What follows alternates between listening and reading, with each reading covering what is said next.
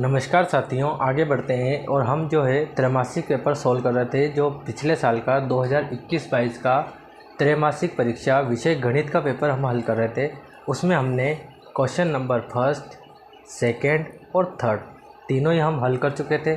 अब हम हल करेंगे क्वेश्चन नंबर फोर्थ। एक एक क्वेश्चन हम इसलिए हल कर रहे हैं ताकि आप धीरे धीरे पढ़ेंगे और एक एक क्वेश्चन को हल करेंगे तो ज़्यादा अच्छे तरीके से समझ में आएगा। अगर हम एक साथ सभी क्वेश्चन देखने चले जाएंगे तो थोड़ी दिक्कत हो सकती है, क्योंकि सारे के सारे एक साथ पढ़ने जाओगे तो आपको इधर का उधर हो जाएगा, है ना, समझने में थोड़ी समस्या आ सकती है। तो हम एक एक क्वेश्चन को सॉल्व करेंगे। इससे पहले हमने क्वेश्चन नंबर 1, 2, 3 सॉल्व कर लिया था। अगर आपने अभी तक वीडियो नहीं देखा है तो आप प्लेलिस्ट में जाइए और वीडियो को देखिए, ठीक है। त्रैमासिक सॉल्यूशन लिखा हुआ है, बिल्कुल आप उसे देखिए और जितने भी क्वेश्चन सॉल्व हो चुके हैं उनको समझिए अच्छी तरीके से, बिकॉज काफ़ी इंपॉर्टेंट है। क्योंकि हम जो है नए सिरे से 9th में आए हैं, नए सिरे से एग्ज़ाम देने जा रहे हैं, तो हमें ये पता होना चाहिए कि एग्ज़ाम में क्वेश्चन किस तरह से पूछे जाते हैं और किस प्रकार उनको सॉल्यूशन किया जाता है, ठीक है। तो यहाँ पे क्वेश्चन नंबर 4 की हम बात करते हैं।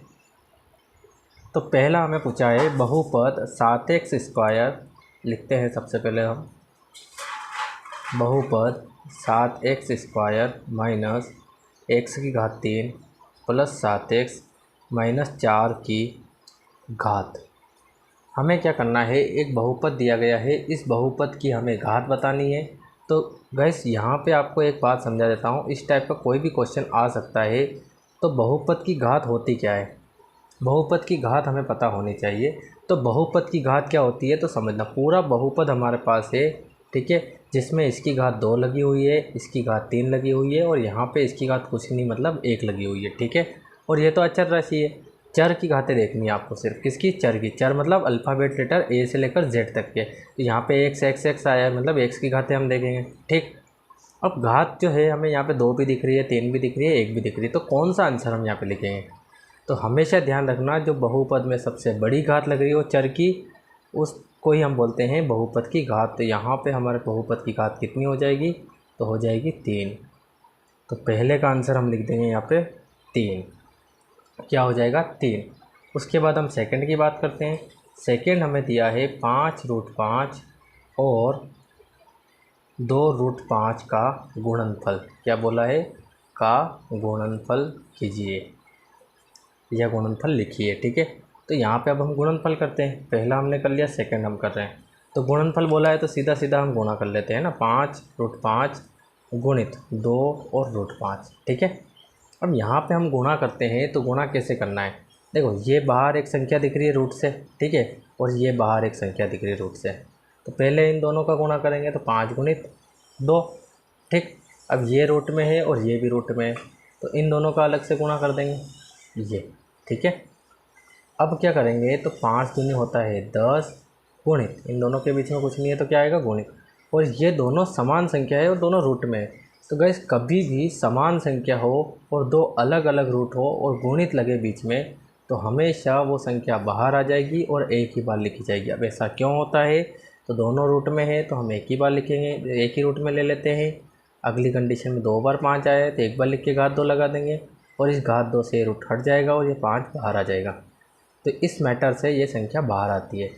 अब 10 का 5 में गुणा कर देंगे तो आ जाएगा 50 और ये हो जाएगा आपके सेकंड का आंसर। तो यहाँ पे हम सेकंड का आंसर बता सकते हैं, कितना हो जाएगा, 50। तीसरा हमसे पूछा है बहुपद x³ minus 3x² plus 2x plus 4 में x² का गुणांक लिखिए। क्या पूछा है, गुणांक हमको बताना है। तो अब मैं आपको बता देता हूँ गुणांक का मतलब क्या होता है। तो गुणांक का मतलब क्या होता है, तो गुणांक का मतलब होता है कि गुणे में आने वाला, ठीक है, गुणे में आने वाली संख्या। क्या बताएंगे, गुणे में आने वाली संख्या। तो यहाँ पे किसकी बात कर रहे हैं, x² की। तो यहाँ पे x² कहाँ है, तो यहाँ है। x² के गुणे में क्या आया है, 3 आया है और 3 के साथ क्या लग रहा है, माइनस लग रहा है। तो यहाँ पे हम क्या बताएंगे, x² का गुणांक। तो यहाँ लिख देंगे x² का गुणांक बराबर हो जाएगा -3 और यही आपका हो जाएगा आंसर, ठीक है। जिसका गुणांक पूछे उसके गुणे में क्या आ रहा है वो आपको देखना है बस। तो यहाँ हो जाएगा -3। चौथा हम देख लेते हैं।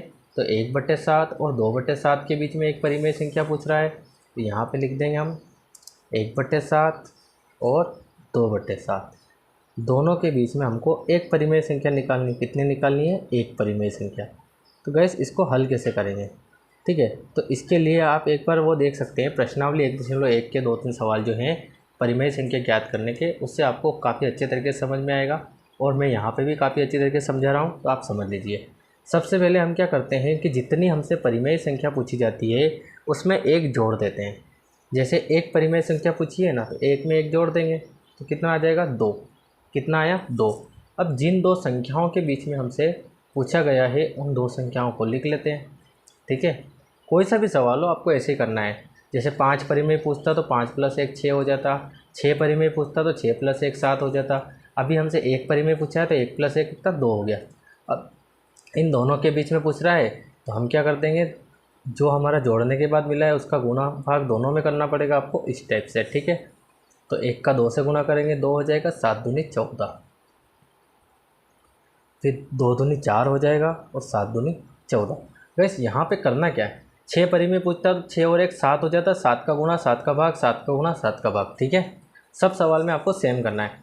अब 2 और 4 नीचे तो हर समान है, ऊपर हम देख लेते हैं 2 और 4 के बीच में क्या निकल सकता है। तो 3 एक परिमेय संख्या हमें दिख रही है, तो यहाँ पे हम बता सकते हैं परिमेय संख्या कौन सी आ जाएगी।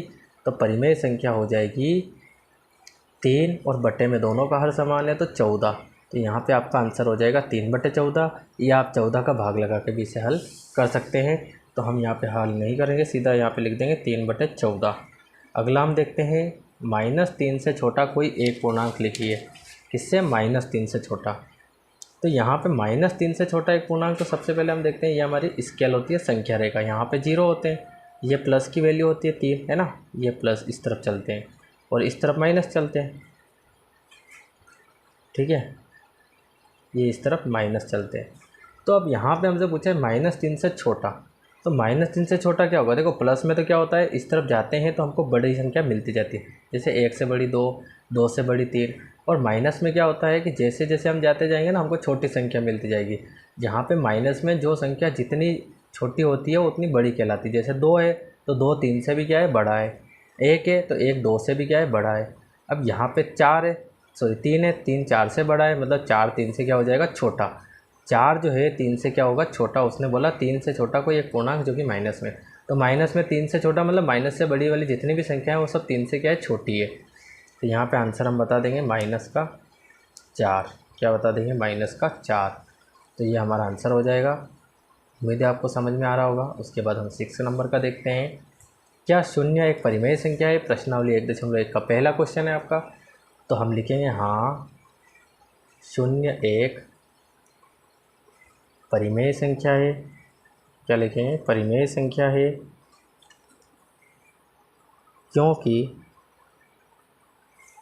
0 अर्थात 0 को हम P/Q बराबर 0 और बटे में 1 मान लेंगे के रूप में लिख सकते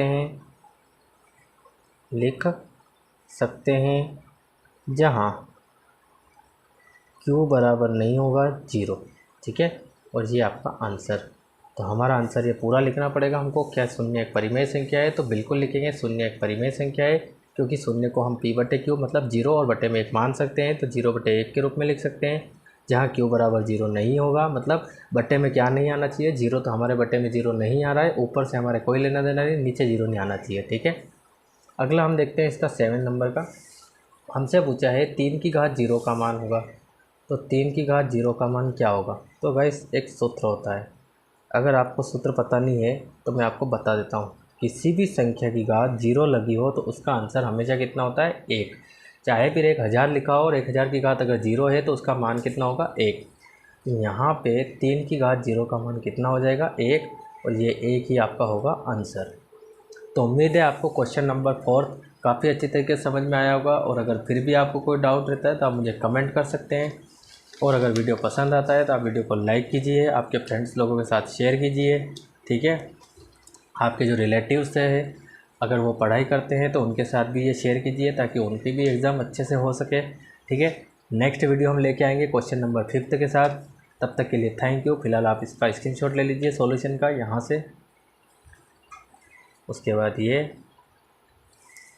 उसके बाद ये, फिर ये,